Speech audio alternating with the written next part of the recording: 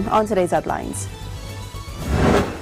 President Rodrigo Duterte had a productive visit to the earthquake-hit province of Batanes on Sunday, July 28, according to Malacanang. Indonesia's rice crop is at risk of damage from an unusually long dry weather spell that's gripped several producing regions, raising prospects of elevated imports for a second year. Cambodia hosts its first ever media tour of a naval base as authorities go to unprecedented lengths to knock down reports that the country has granted China use of the strategically crucial port.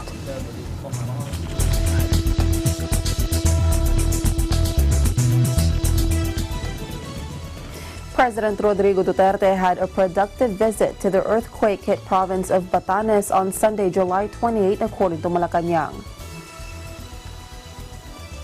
Presidential spokesperson Salvador Panelo said Duterte's visit began with an aerial inspection of affected areas in Itbayat town, where he personally saw the extent of the natural disaster's damage. Panelo said the president also gave 3 marching orders, the first being to ensure that supply lines in the province are working so residents do not get hungry.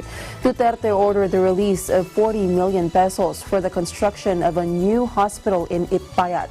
Defense Secretary Lorenzana and Transportation Secretary Tugade were directed to extend the runways of the airports in Basco and Itbayat. Okay, I'll give you the 40 million. Who's in charge here? Economy. I hope you'll put it to good use. That 40 million will bring you something like small, parang clinic, hospital. Hindi naman kayo marami dito. President Rodrigo Duterte is welcomed by military officers upon his arrival at the Basco airport as he holds a situation briefing with members of his cabinet and local government officials on July 28, 2019 to discuss disaster response measures and the aftermath of the earthquake that hit Batanes. The president also asked the Coast Guard to patrol Batanes Islands to ensure that those islands remain with the Philippines. To patrol the islands from time to time, not every day, but just to assure that those islands will remain out. Kasi mahirap na ngayon. Nakawa natin ang China, pag-upakan tayo doon ng mga mission na hindi natin kaya. But as much as possible, I'd like to, that is one of the, kaming lahat, workers of government tayo, we're supposed to preserve the Republic of the Philippines. And whatever is ours should be very clear to everybody that it is ours. On the same day, the president also provided cash assistance to the families of those who perished and were injured in the natural tragedy.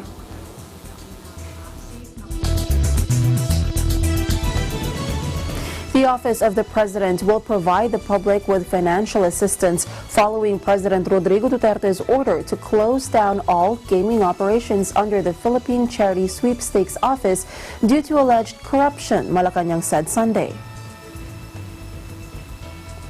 Presidential spokesperson Salvador Panelo said the public can simply write to either the OP or Philippine Amusement and Gaming Corporation to seek assistance.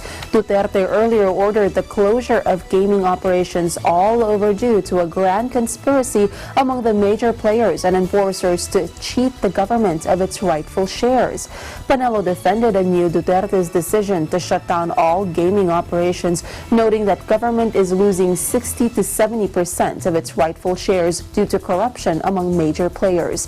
Asked if the closure is temporary, Panelo said it will depend on the chief executive. He adds, moreover, Panelo stressed that Duterte has always been against the idea of gambling in the country, having banned gambling in Boracay Island last year. Panelo meanwhile assured that government is also assessing the effect of the shutdown of gaming operations on financial assistance meant for health resources. He also admitted that following the closure of gaming operations, PCSO employees will be losing their jobs.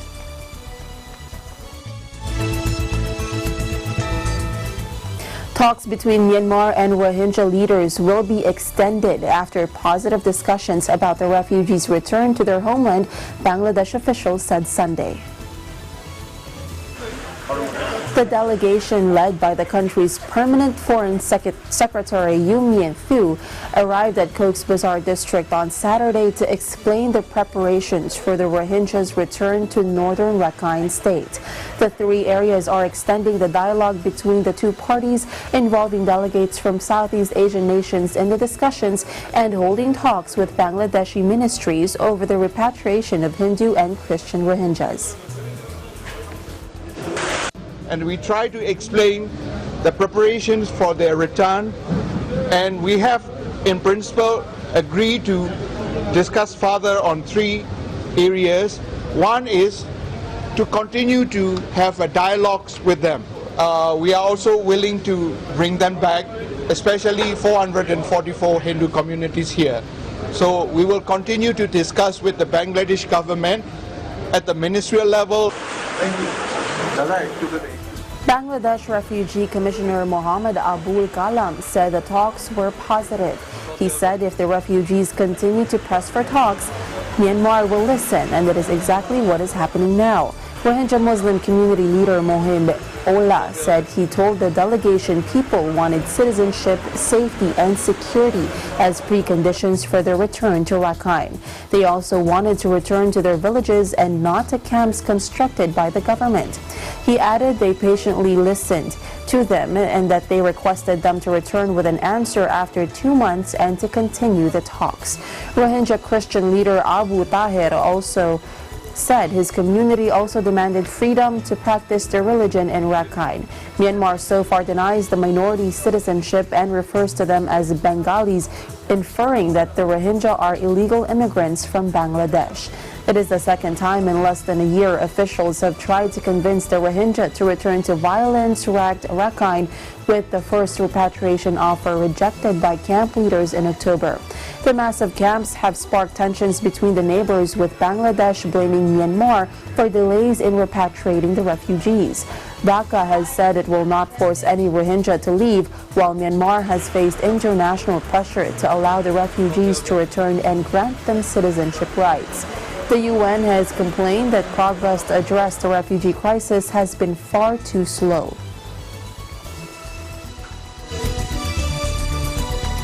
The Thai government must suspend plans to buy electricity from a dam in Laos, conservationists said Friday, as water levels along the kingdom's section of Mekong River plummet to near record lows. The Thai-built Shayaburi Dam, a few hours from the northern Laos town of Luang Prabang, is set to be completed in October, the latest in a welter of barriers across the waterway. It has been cloaked in controversy since construction began in 2012, with environmentalists raising alarm about its likely impact on the Mekong's fish species, ecosystems and water levels. The Electricity Generating Authority of Thailand, or EGAT, has agreed to buy 95% of the electricity generated by the dam once it comes online later this year. However, on Friday, activists from Thailand's Mekong provinces issued a petition to the Supreme Administrative Court calling for an urgent temporary order to halt EGAT's plans. The plea comes as northern Thailand is hit by a severe drought due to late monsoon rains and low water levels in the Mekong. The petition said current river levels in the area were in critical condition. It added the reduction of water as a result of the storing water to generate electricity by Shayaburi Dam. Last week, the Mekong River Commission, an intergovernmental group, said river levels in June and July had dropped to among the lowest on record. There was no immediate comment from Chairman Khan Chang, the Thai company building the Shayaburi Dam. The dam is expected to produce 1,220 megawatts of electricity when it comes fully online in October. Conservation group WWF has said fish migration and food supplies would be disrupted and has called for the project to be delayed until further impact studies are carried out.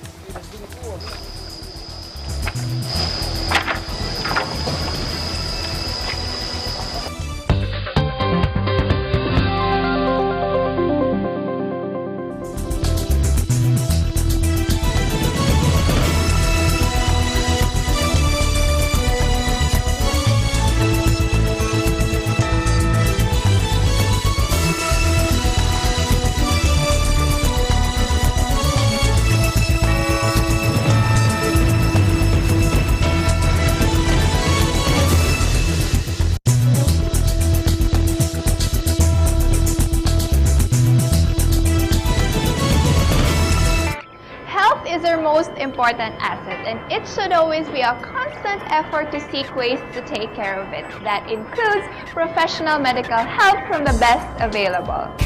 The Manila-Beijing Medical Associated Incorporated is known as one of the most specialized centers in medical services, backed by several experienced physicians in Chinese medicine.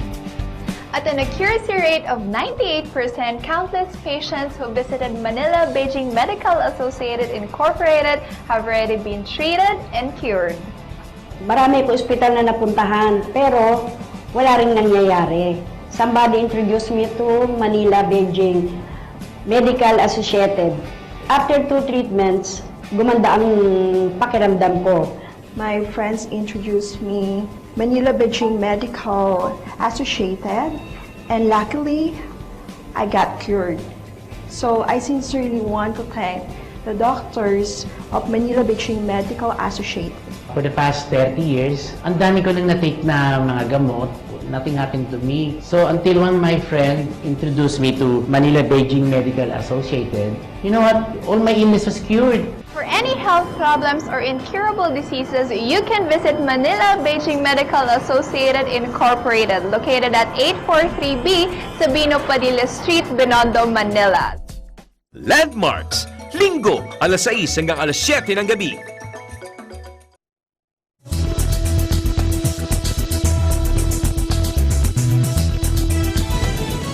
Welcome back. Indonesia's rice crop is at risk of damage from an unusually long, dry weather spell that's gripped several producing regions, raising prospects of elevated imports for a second year. The dry weather has parched paddy fields across Java Island, the main growing region, and the Agriculture Ministry sees the harvest failing in more areas than 20,000 hectares already reported, according to Eddie Purnawan, Director of Crop Protection at the Ministry. With some areas going without rain for more than 60 days, the nation's weather forecaster has warned the archipelago may be under the impact of a weak El Niño. The drought has prompted President Joko Widodo to order steps to mitigate the impact and consider artificial rain as an option. The government will continue to monitor and assess the impact of the dry season on inflation and will announce measures to tackle the issue next month, Coordinating Minister of Economic Affairs Darmin Nasution said Thursday. Indonesia is preparing aircraft loaded with chemicals for cloud seeding, a type of weather modification that aims to change the amount of rainfall from clouds. While there may be no impact from the drought on palm oil and rubber, the weather agency has warned of forest fires developing in Sumatra and Kalimantan, the country's main growing regions of these commodities. Paper producer Asia Paper Co. said it has taken steps to prevent forest fires. Purnawan said the drought-impacted areas are increasing and may reach 200,000 hectares, while failed harvest could double to 40,000 hectares by the end of the dry season in October.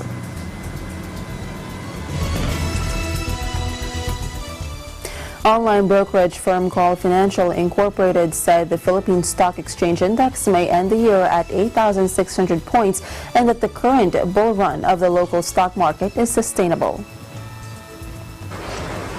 Coal's chief equity strategist April Tan said several factors that pulled the market down in 2018 have reversed, including the spike in inflation, hike in bond rates, and the exit of foreign funds. This year, interest rate cuts and other monetary easing measures have already been implemented in both the United States and the Philippines, while the passage of the national budget is seen to boost the local economy.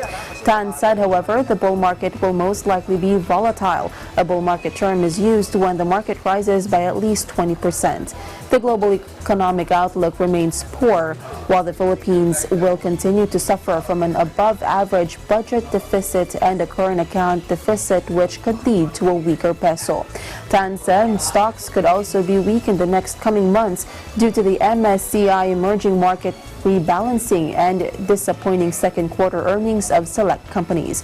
The benchmark PSEI gained 4.53 points to 8,188.52 points on Monday from Friday's 8,183.99 points.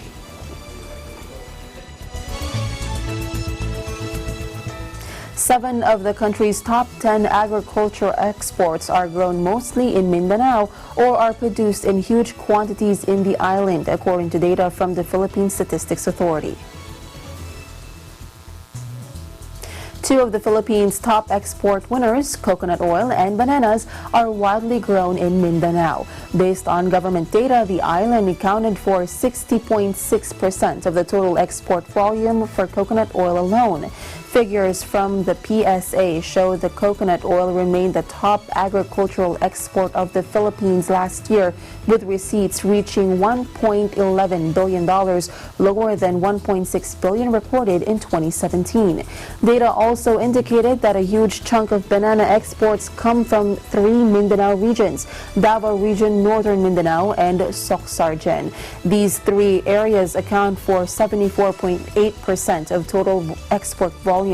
Mindanao is expected to contribute more in terms of banana production as other areas in the island, such as those in the Bangsamoro Autonomous Region in Muslim Mindanao, now cultivate bananas. The PSA reported that shipments of bananas last year were valued at $1.5 billion, 32% higher than the 2017 record of $1.128 billion. Other major farm export winners are also produced in Mindanao. The main plantations of food companies that are known exporters of canned pineapples are in Bukidnon and South Cotabato. Also, the rich fishing grounds of General Santos City and South Cotabato allow the Philippines to export tuna. Desiccated coconut, another top dollar earner, is widely produced in the southeastern section of Mindanao, where Davao Oriental is located. The province is regarded as the leading producer of coconut in Mindanao.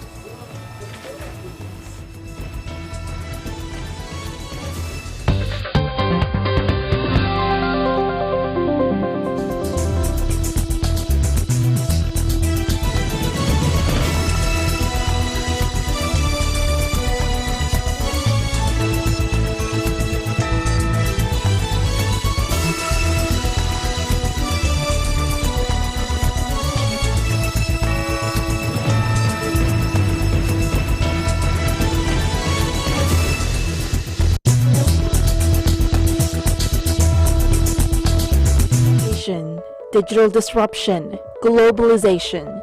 Startups, micro, small and medium enterprises, as well as large corporations all face interesting challenges in the market today. Peek into the world of exciting opportunities and partnerships to drive growth with the latest business news and information. We are open for business. Your weekly dose of entrepreneurial inspiration to update you on the latest developments in the world of business. Get close and personal with CEOs and thought leaders to help you discover valuable insights. Sharpen your instincts for smart decision making with the latest markets and economic trends, disruptive ideas, global innovations, social entrepreneurship, and other leading edge business ideas. Join the conversations to create a more vibrant environment for entrepreneurship. Catch Open for Business every Saturday from 5 to 6 p.m. Open for Business, from vision to action.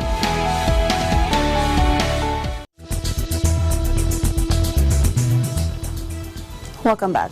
A haul of frozen tiger carcasses found in a car in Hanoi has led to the arrest of a key wildlife trafficking suspect, Vietnamese state media said Friday, as the country tries to tackle a well-worn smuggling route from Laos.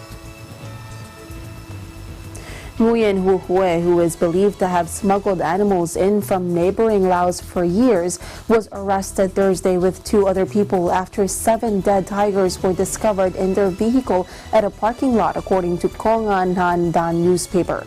All 7 tigers appeared to be cubs, according to photos of the seizures. It was not immediately clear if the dead tigers had come from the wild or from the many illegal tiger farms in Laos, which supply much of Asia's demand for tiger meat and parts. Police have previously busted several other members of the same wildlife trafficking ring, which has been running for several years from a central province which shares a border with Laos. Vietnam is both a consumption hub and popular smuggling route for illegal wildlife, from tigers to elephant tusks, pangolins, and rhino horns. Some of it is destined for domestic consumption in Vietnam, while the rest is smuggled on to China. Tiger parts are used for traditional medicine or jewelry in Vietnam, where the once large population of the endangered cats has dwindled dramatically. Their bones are commonly boiled down and mixed with rice wine to make an elixir believed to treat arthritis and promote strength.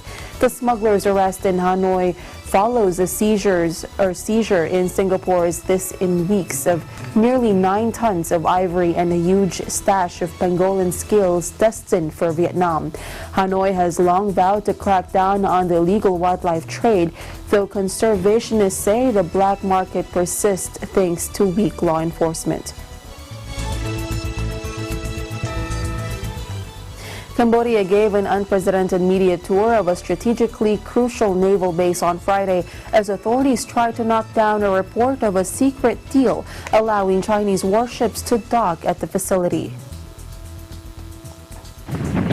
The Ream Naval Base near Sihanoukville is on the Gulf of Thailand with easy access to the fiercely contested South China Sea. The Wall Street Journal this week reported a deal had been struck allowing China to dock its warships and store weapons at the base, apparently confirming months of rumors. The report has been strenuously denied by Cambodia, which fears stoking anti-Chinese sentiment among a public increasingly uneasy over Beijing's growing influence. Scores of reporters were taken from Phnom Penh to Ream on a brief government-steered tour on Friday. They were driven in vans donated by the People's Liberation Army of China, with thanks written in Khmer on the back windows of the vehicles. Billboards on the approach to the base in Chinese and Khmer advertise soon-to-be erected restaurants and hotels. After the whistle-top tour of the Ream-based Defense Ministry spokesman told reporters the kingdom had nothing to hide. Reporters closely chaperoned by Navy and government officers were shown a number of outhouses and a jetty where several Cambodian flag patrol ships had docked.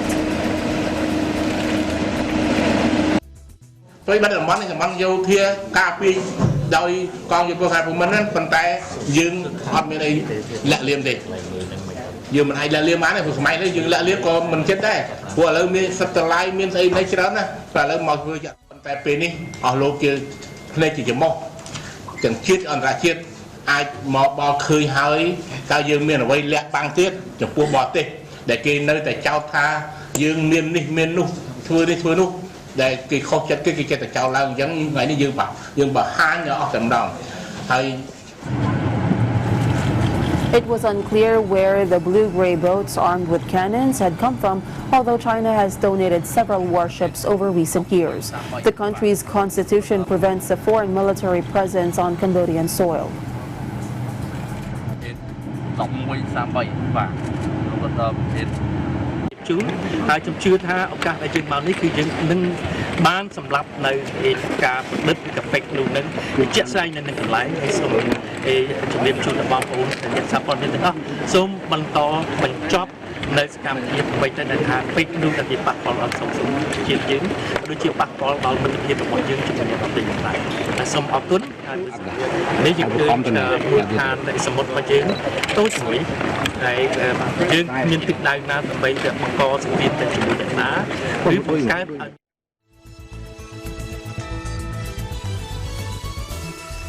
And that is the latest news in the Southeast Asian nations. Stay updated about the ASEAN region. I'm Maricar Velasco and I'm one with 25.